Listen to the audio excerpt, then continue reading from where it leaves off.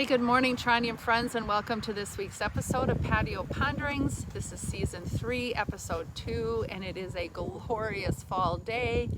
My patio is underneath a beautiful old oak tree down by the historic Trondheim Church.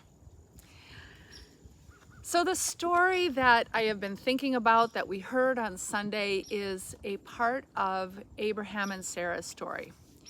Abraham and Sarah's story is quite lengthy. It takes up about 13 chapters in the book of Genesis. And we came into it on Sunday like smack dab in the middle of the story.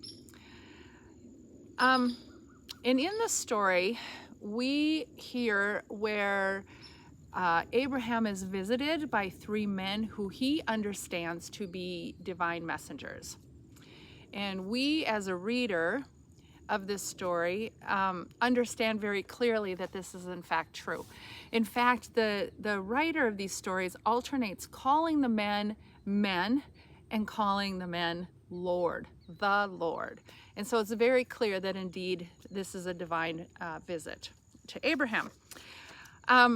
And the purpose of the visit is to announce that indeed Sarah is going to be a part of this promise made to Abraham that of him will become a great nation, that he will have many descendants, and that even at her old age, that she is going to bear a child. But what I've specifically been thinking about and pondering in this story comes out of the very first verse of chapter 18 in Genesis. And it says, "The Lord appeared to Abraham at the oaks of Mamre while he sat at the entrance of his tent in the day's heat. And he looked up and suddenly saw 3 men standing near him."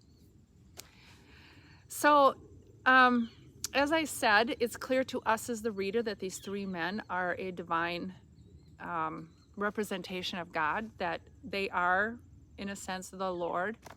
But I'm wondering, how did Abraham know that?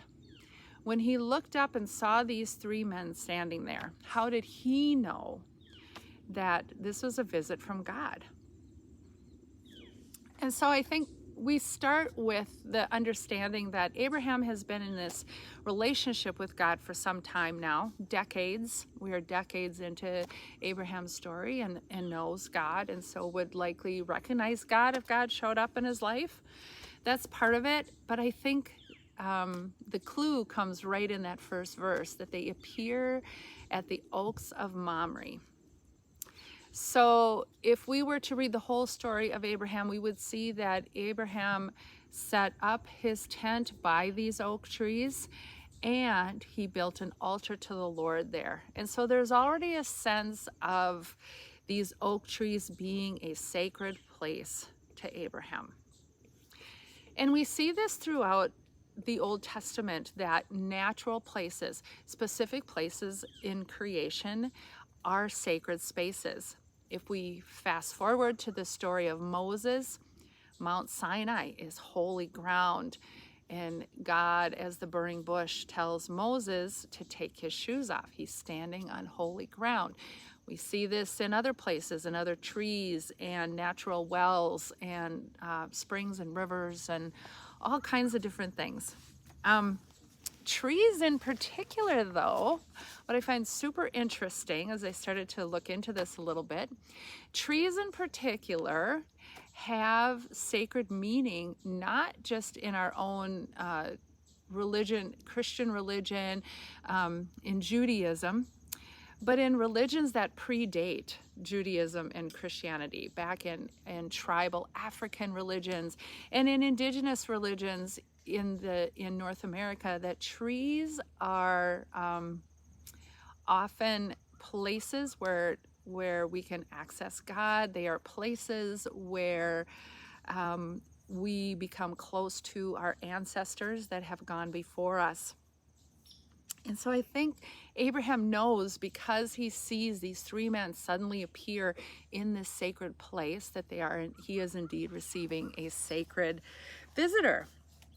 And I wonder if we've thought about that, a lot of us find connection to God in nature in general, but have we ever thought about specific places in nature being sacred?